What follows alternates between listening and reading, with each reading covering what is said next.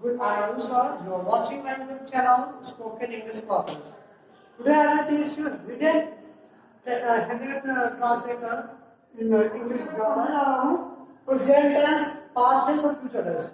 आपने पढ़ा होगा present tense, past tense, future tense, लेकिन उन 12 टेंस से हट करके आपका एक हिडन टेंस है जिसमें हम आफ्टर बिफोर के बाद में फिर से एक आपका टेंस होता है। अभी तक हम क्या पढ़े थे कि एक ही सेंटेंस में एक सेंटेंस में एक ही टेंस होता था, लेकिन अब इसमें जो मैं आपको पढ़ाने जा रहा हूँ इसमें आपका एक आगे का एक सेंटेंस में होगा, उसके बाद में आफ्टर बिफोर लिखेंगे, आफ्टर बिफोर लिखने के बाद में फिर से एक हम टेंस में करेंगे। तो मतलब ये है कि आपका जो प्रेजेंट टेंस में सेंटेंस होगा उसको हम करेंगे आफ्टर बिफोर लिखने के बाद में सिंपल प्रेजेंट में, जो पास्ट टेंस में होगा उसको आफ्टर बिफोर लिखने के बाद में करेंगे सिंपल पास्ट टेंस में, और जो फ्यूचर टेंस में होगा उसको आफ्टर बिफोर लिखने के बाद में करेंगे सिंपल प्रेजेंट टेंस में। ये आपका डिफरेंट है। यहाँ पे जो प्रेजेंट में होगा तो प्रेजेंट में ही करना है, पास्ट में होगा तो पास्ट में ही करना है, और फ्यूचर में होगा तो आपको फ्यूचर में नहीं करना है। फ्यूचर की जगह पे आपको सिंपल प्रेजेंट टेंस में करना है। जैसे कि आपने सुना होगा कि डाटा के आने से पहले मरीज मर चुका था, मेरे आने से पहले पिताजी घर जा चुके थे, और उसके नाम सचिन के खेलने से पहले धोनी खेल चुका था। तो इस प्रकार के जो आपके सेंटेंस हैं उसको हम इसके अकॉर्डिंग करते हैं। तो देखिए आज आपको हम बताने जा रहे हैं ये इसको हम इस तरीके के जो आपका सेंटेंस होंगे उसको हम इंग्लिश में कैसे करेंगे। तो पहला सेंटेंस आपका है, इसका एक फॉर्मूला भी होता है।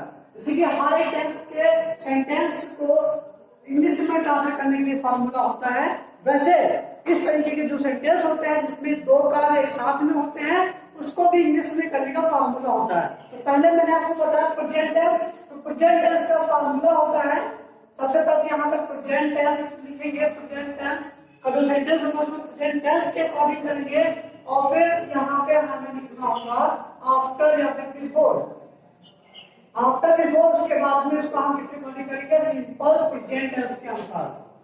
किसके अकॉर्डिंग करना है, सिंपल प्रेजेंट टेंस के अनुसार करना है। तो जैसे इसका एक आपका एग्जांपल है कि सचिन के खेलने से पहले धोनी खेल चुका है। तो क्या होता है आपको, सचिन के खेलने से पहले, सचिन के खेलने से पहले धोनी खेल चुका है। सचिन के खेलने से पहले धोनी खेल चुका है। यहाँ पर हम देख रहे हैं कि दो कार्य एक साथ नहीं हो रहे हैं, लेकिन एक सेंटेंस में दो कार्य हो रहे हैं। पहले तो सचिन के खेलने से पहले धोनी खेल चुका है, तो सचिन बाद में खेला, धोनी पहले खेल चुका है। तो मैंने इसमें करना क्या है, जो लास्ट में देखिए इंग्लिश में हम क्या करते हैं, हिंदी के सेंटेंस को तो इंग्लिश में बनाना होता है तो पीछे के सेंटेंस को आगे करते हैं, आगे के सेंटेंस को पीछे करते हैं।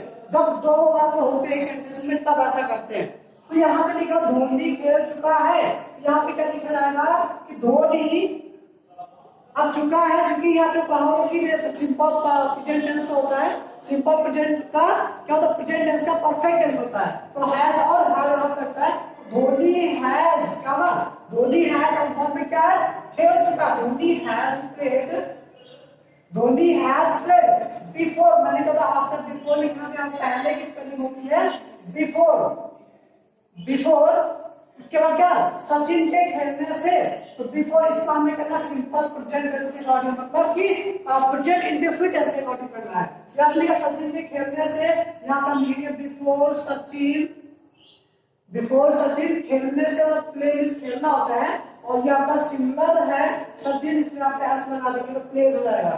Dhoni has played before Sachin plays. आइए नेक्स्ट सेंटेंस देखते हैं, यहाँ पर हमने सेंटेंस लिखा हुआ है जैसे रानी के, दूसरा आपको नेक्स्ट बता रहे, मेरे पूछने से पहले, मेरे पूछने से पहले वह बता रहा है, मेरे पूछने से पहले वह बता रहा है। यहाँ पे क्या, मैंने क्या बता रहा है, पीछे का पहले करना, आगे का बाद में करना है। वह बता रहा है, यहाँ पे आपको लगा he is telling before he scanning before, मेरे पूछने से यहाँ पे होगा आई आस्क, आस्क से नहीं आप नहीं होगा, क्योंकि जो आपका ये प्रोनाउंस दिया गया है ये आपका प्लूरल नाउन है, इसलिए यहाँ पे आई के साथ में वर्ब में एस का यूज नहीं करते हैं। ये तो आपका हो गया प्रेजेंट टेंस का। ऐसे ही आप कई सारे एग्जांपल्स बना सकते हैं, जैसे मैंने आप मेरे क्वेश्चन को बता रहा है। अब यहाँ पे जैसे आप इसी टेंस में दूसरा सेंटेंस एग्जांपल आप बना सकते हैं कि मेरे बताने से पहले, मेरे बताने के बाद आप सेंटेंस बना रहे हैं। तो इस तरीके से आप खुद ही सेंटेंस बना करके इस प्रकार से आप उसको इंग्लिश में ट्रांसलेट कर सकते हैं। ऐसा कब कर पाएंगे? जब आप 12 सेंटेंस पढ़ चुके होंगे तब कर पाएंगे। 12 सेंटेंस का मतलब ये हुआ कि प्रेजेंट टेंस के चारों भाग, पास्ट टेंस के चारों भाग और फ्यूचर टेंस के चारों भाग। उसके बाद में आपको यहाँ आएगा आफ्टर और बिफोर का। अब हम आते हैं नेक्स्ट पे, पास्ट टेंस पे आते हैं। देखिए पास्ट टेंस में हमें क्या करना होता है, पास्ट टेंस में भी यही है। हम सबसे पहले आगे का जो सेंटेंस होता है उसको करेंगे सिंपल पास्ट टेंस के अकॉर्डिंग। ये यहाँ पे हम आते हैं पास्ट टेंस में, और ये आफ्टर बिफोर लिखेंगे, उसके बाद में यहाँ पे हम करेंगे इसको सिंपल पास्ट टेंस के अकॉर्डिंग। इसका आंसर करेंगे सिंपल पास्ट टेंस,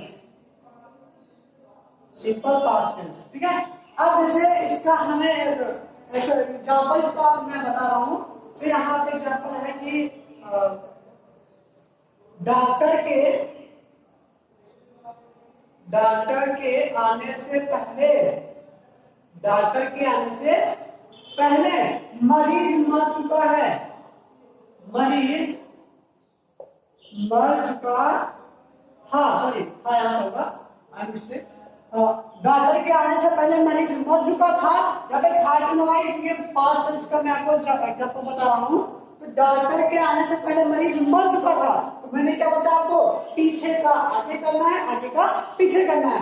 यहाँ पे मरीज मर चुका था, ये हमें इसका इंग्लिश में ट्रांसलेशन पहले करना है। तो क्या होगा, मरीज का क्या होता है, पेशेंट, पेशेंट हैड यहाँ पे होगा, हैज यहाँ नहीं होगा, हैज होता है प्रेजेंट में, ये पास्ट टेंस का है तो इसलिए हैड का यूज होगा। तो पेशेंट हैड मर चुका था, डाइड। पर बिफोर पहले किसमें होगी, डॉक्टर के आने से, तो इसको हम किसके अकॉर्डिंग करेंगे, सिंपल पास्ट टेंस के अकॉर्डिंग करेंगे। यहाँ पे लिखेंगे before the doctor, before doctor, before doctor. अब कम लिखा है, यहाँ पे लिखेंगे कम, बिफोर डॉक्टर कम। एक चीज आपके यहाँ पे मिस्टेक हो रही है, वो यहाँ पे कम नहीं होगा, केम होगा। अब केम क्यों होगा ये आप समझिए। ये मैंने बताया कि पास्ट टेंस यहाँ पे लिखा हुआ है और सिंपल पास्ट टेंस के अकॉर्डिंग करना है, ठीक है। तो सिंपल पास्ट टेंस मतलब कि पास्ट इंडेफिनिट टेंस के अकॉर्डिंग करना है। यहाँ पे पास्ट इंडेफिनिट अगर आपका सेंटेंस अफर्मेटिव में होता है तो फिर उसमें हम वर्ब की सेकंड फॉर्म यूज करते हैं। क्या यूज करते हैं, वर्ब की सेकंड फॉर्म यूज करते हैं। इसलिए यहाँ पे हम और कम की जगह पे केम लिखेंगे। नेक्स्ट सेंटेंस आइए देखते हैं। यहाँ पे लिखा कि रानी के कपड़े धोने के बाद, रानी के कपड़े धोने के बाद, रानी के कपड़े धोने के बाद मैं सो रहा था। तो ये भी आपका पास्ट टेंस है। रानी के कपड़े धोने का मैं सो रहा था, लास्ट में क्या रहा था, रहे थे, और ये चुका था, चुकी थी, चुके थे। ये क्या करता है कि आपका ये पास्ट टेंस में एग्जांपल है। यहाँ पे लिखा है कि मैं सो रहा था, मैं सो रहा था, सबसे पहले पीछे का आगे करेंगे हो जाएगा I was sleeping, I was sleeping के बाद, यदि आपका बाद वाला सेंटेंस आ गया यहाँ पे, अभी तक आप पहले ही वाला पढ़ रहे थे, अब बाद वाला समझिए बाद वाला कैसे करना है। तो चाहे आपके यहाँ पे पहले लिखा होगा चाहे बाद में लिखा होगा, आपको करना है पीछे वाले सेंटेंस को पहले ही करना है और आगे वाले को बाद में करना है। तो I was sleeping after, after यहाँ क्यों लगा, क्योंकि बाद के बाद यूज होती है आफ्टर और बिफोर यूज होती है पहले। तो आई वॉज स्लीपिंग आफ्टर रानी के कपड़े धोने के, रानी के कपड़े धोने के कैसे में करना, सिंपल पास्ट टेंस के अकॉर्डिंग। यहाँ पे रानी, बिफोर रानी। यहाँ पे आप पहला आई और कैपिटल में क्यों लिखा गया है, तो अगर किसी भी सेंटेंस में आपका नेम आता है, ये क्या पर्सनल नाउन है, या अगर नेम अगर प्रॉपर नाउन उसको बोलते हैं, तो इसको प्रॉपर नाउन का जो वर्ड होता है उसका पहला लेटर कैपिटल में लिखा जाता है। तो आई वाज स्लीपिंग आफ्टर रानी, उसका क्या धोने, कपड़े धोने, तो वॉश्ड क्लॉथ्स, मतलब कपड़े लिखा हुआ है तो क्लॉथ्स होगा यहाँ पे, क्लॉथ नहीं होगा, ठीक है, क्लॉथ्स। ये हो गया I was sleeping after Rani washed clothes, ये आपका हो गया। अब हम आपको नेक्स्ट बता रहे हैं, लास्ट एंड नेक्स्ट है फ्यूचर टेंस। फ्यूचर टेंस में हमें क्या करना होता है, और फ्यूचर टेंस में भी सेम है, बस थोड़ा सा चेंजिंग है। यहाँ पे फ्यूचर टेंस आपको बता रहे हैं। फ्यूचर टेंस लिखेंगे सबसे पहले सेंटेंस, फिर आफ्टर बिफोर लगाएंगे और फिर सिंपल प्रेजेंट टेंस में उसको करना है। इसमें करना है सिंपल प्रेजेंट टेंस में। तो इसका एग्जांपल आइए देखते हैं। इसका एग्जांपल आपका होगा जैसे कि सचिन के आने से पहले, सचिन के आने से पहले धोनी मैच नहीं खेलेगा, धोनी मैच नहीं खेलेगा। तो यहाँ पे आपका जो सेंटेंस है ये तो देखा जाए तो निगेटिव सेंटेंस है, और ये आपका आगे का है क्या, अफर्मेटिव में है। सचिन के आने से पहले इतना अफर्मेटिव में हो गया, धोनी मैच नहीं खेलेगा निगेटिव में हो गया। तो खेलेगा, गाएंगे, आपने पढ़ा होगा गाएंगे जिस सेंटेंस में आते हैं उसको क्या बोलते हैं, फ्यूचर टेंस बोलते हैं। तो यहाँ पे हम इसको फ्यूचर टेंस के अकॉर्डिंग करेंगे, और जो आगे आता है अफर्मेटिव है इसको करेंगे सिंपल प्रेजेंट टेंस के अकॉर्डिंग करेंगे। तो आइए देखते हैं कैसे करना है इसको। तो सबसे पहले धोनी मैच नहीं खेलेगा, तो यहाँ पे आपका विल साल लगता है, तो लिखेंगे धोनी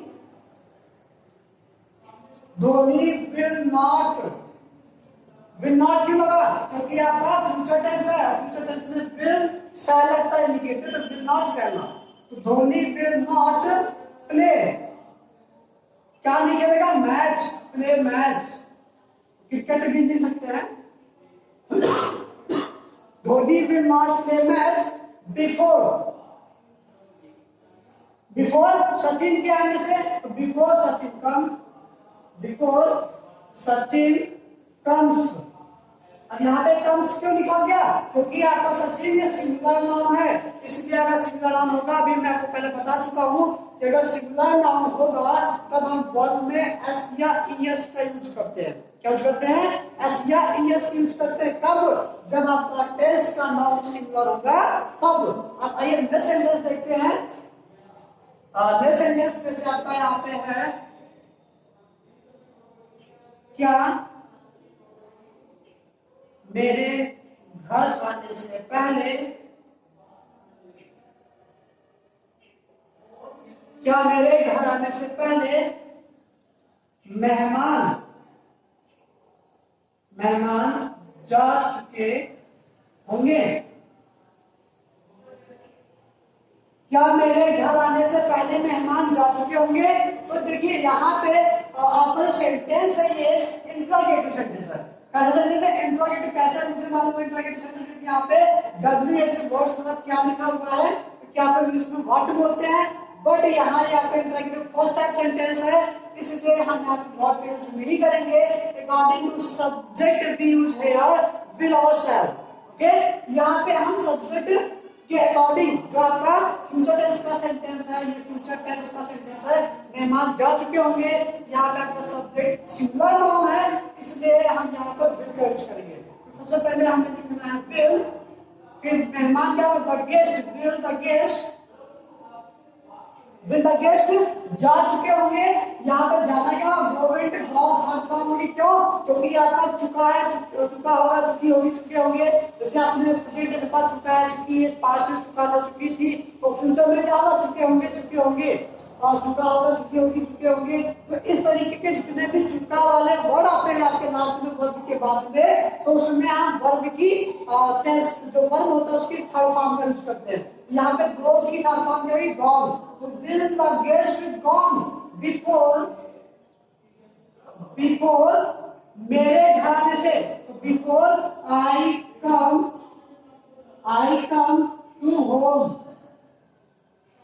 टू होम, अब यहाँ पे टू का यूज क्यों किया?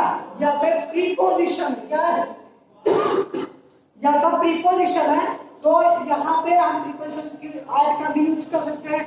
लेकिन नहीं, अगर आपका डेस्टिनेशन होगा, कहीं अगर हम जाते हैं तो वहां पे टू का यूज करते हैं। अगर कहीं प्रॉपर वहां पर रुक रहे हैं, तो जैसे मैं घर पर हूँ तो क्या बोलेंगे? I am at home. लेकिन मैं घर जा रहा हूँ तो I am going to home.